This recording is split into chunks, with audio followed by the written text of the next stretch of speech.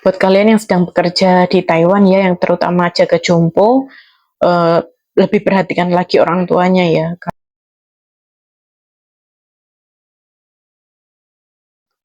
Halo, Assalamualaikum warahmatullahi wabarakatuh. Kembali lagi bersama saya, channel ini ya.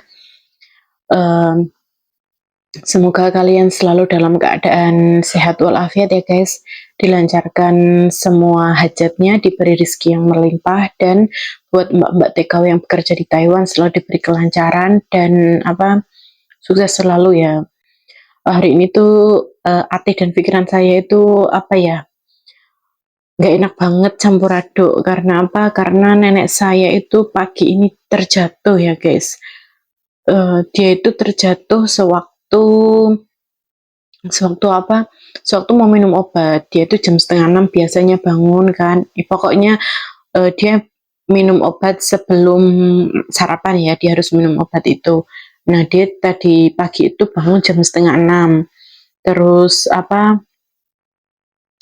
dia udah selesai di kamar mandi, terus dia mau minum obat. Nah, dia itu kayaknya ngantuk sih menurut saya ya, dan dia itu terjatuh.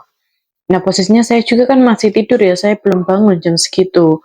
Terus saya dengar dia kena gelontang gitu, akhirnya saya tengokin lah dia ya, dan dia udah terjatuh nggak bisa berdiri. Kalau saya ya, setahu saya kalau orang jatuh itu jangan langsung buru-buru berdiriin ya, takutnya kan apa darahnya itu anjlok gitu. Jadi saya nanti tunggu dulu beberapa menit gitu, terus tak bantu berdiri. Ternyata setelah saya mau bantu dia berdiri, dia nggak bisa. Katanya pinggangnya sakit, kakinya nggak bisa digerakin. Nah, waktu itu saya Masya Allah takutnya gimana ya, karena memang job saya di sini itu jaga kakek sih, bukan jaga nenek ya. Jadi misalkan ada terjadi sesuatu sama nenek, itu memang bukan tanggung jawab saya. Nenek itu memang susah banget dibilangin ya guys. Dia itu sebenarnya sih kurang tidur ya, karena setiap hari itu dia tidurnya jam 2, jam 1, jam 3. Nah, tadi malam ini saya lihat dia itu jam 3 belum tidur. Saya udah teriak beberapa kali dari jam setengah 2, saya bangun ke kamar mandi kan.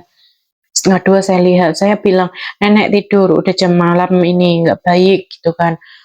Terus karena dia bilangnya iya gitu, tapi nggak tahu kan dia ternyata masih belum tidur. Terus aku ngelilir lagi kan jam 2, lampunya masih nyala. Saya teriakin lagi dari dalam kamar, nenek tidur, udah jam malam.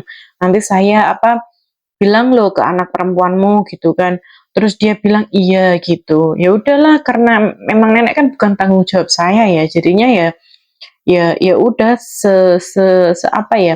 sengingetin aja lah gitu, nggak perlu ngoyo-ngoyo banget kan, mikirku gitu. Nah, terus jam 3 aku ngelilir lagi, dia belum tidur lagi, Masya Allah. Terus akhirnya aku bilang agak keras, akhirnya aku ya pokoknya lebih menekankan lagi ngomongnya ya, udah jam 3, nanti kalau enggak tidur kamu saya teleponin anak perempuanmu gitu kan. Nah, akhirnya dia mau tidur, terus saya ngelilir lagi jam berapa gitu, lampu udah nyala kan, berarti dia udah tidur. Nah, pas saya mau kemana ya, jam 5 lah pokoknya, ke kamar mandi kalau kalau nggak salah ya, dia itu pas mau ke kamar mandi, ya udah akhirnya saya persilakan dia dulu gitu.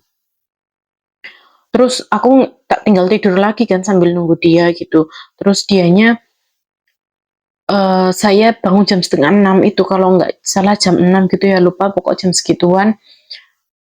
Ternyata dia itu masih di kamar mandi guys, dia itu tidur di kamar mandi saking ngantuknya. Dia tuh emang susah banget dibilangin ya, udah 2 kali ini saya memergoki dia tidur di kamar mandi. Karena di sini kan fokus saya jaga kakek ya, jadi kalau kalau dia ke kamar mandi ya saya nggak ngikutin lah, karena anak-anaknya bilang nenek masih sehat, nenek masih bisa jalan sendiri, ya udah, ya memang bukan tanggung jawab saya ya, jadi ya begitu. Akhirnya nenek jatuh karena saking ngantuknya dia, terus saya lapor lah ke anaknya. Memang campur aduk banget ini rasanya.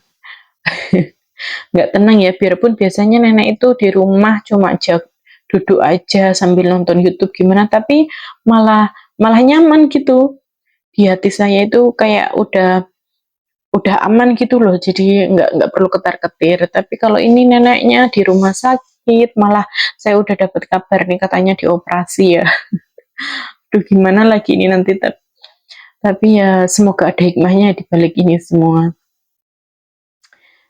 Pihak keluarga nggak ada yang nyalahin saya, bahkan anak perempuan juga nggak nyalahin saya, dia cuma tanya, "Gimana kejadiannya nenek kok bisa jatuh?" gitu. Terus ya saya ceritain semuanya. Neneknya itu sempat ngomong sama saya, "Jangan bilang ke anak perempuan kalau saya tidur larut malam," gitu, "nanti dia bisa marah ke saya." Ya ya demi kebaikannya ya saya ikutin lah, karena dia kan sedang sakit, kalau saya kasih tahu anak perempuannya nanti dia dimarahin lagi, dia jadi tambah sakit gitu kan. Ya udah gitu. Jadi saya bilang ke anak perempuan, dia tidurnya jam 2 gitu. Bohong ya, demi demi demi kebaikan nenek lah. Semoga nenek lekas membaik ya guys, minta doanya. Jadi nenek nggak parah-parah banget ya, mudah-mudahan, jadi nggak perlu perawatan khusus ya nantinya. Campur aduk banget pikirannya ya. Nggak tahu nanti kalau misalnya nenek udah pulang, dia ngambil pembantu lagi buat ngerawat dia atau nggak tahu ya. Semoga ya keadaan nenek baik-baik saja. Jujur banget ini, pikiran sama hati saya itu campur aduk ya, campur takut, campur ketar-ketir, campur khawatir. Takutnya itu kalau keluarganya itu pikiran yang macam-macam tentang saya, karena saya di sini kan jaga kakek sih, tapi kan saya yang sehat ya di sini gitu. Tapi ya itu sih enaknya kerja di Taiwan, yaitu khusus job satu aja. Kalau misalkan kalian dituntut gitu ya sama job yang lainnya, kalian bisa lapor ke 1955. Dan misalkan kalian dituntut lagi buat kerjaan yang lainnya, kalian bisa menolak, karena di sini memang diprioritaskan untuk satu job aja gitu. Minta doanya buat teman-teman, semoga nenek saya baik-baik saja ya, nggak terlalu yang berbahaya. Buat kalian yang sedang bekerja di Taiwan ya, yang terutama jaga jompo, lebih perhatikan lagi orang tuanya ya, karena orang yang sudah lanjut usia itu kalau udah jatuh gitu biasanya parah ya. Karena apa? Karena keadaan tubuhnya itu udah nggak seperti anak muda ya, tulangnya juga udah rawan keropos, terus tekanan darahnya juga udah nggak stabil ya. Pokoknya dijaga benar-benar, jangan jangan jangan terlalu sering main HP ya, nanti bisa dapat teguran. Karena kalau kita dapat teguran kan pasti kerjanya juga jadi nggak nyaman ya. Ya gitu aja lah, semoga kalian yang kerja di sini bisa jaga diri dan jaga pasien. Oke, salam sehat buat semuanya, salam sukses buat para TKW ya, buat semua yang ada di Taiwan. Semoga kita bisa pulang dengan sehat dan kumpul keluarga dengan meraih kesuksesan ya. Amin ya rabbal alamin. Oke, bye bye. Wassalamualaikum warahmatullahi wabarakatuh.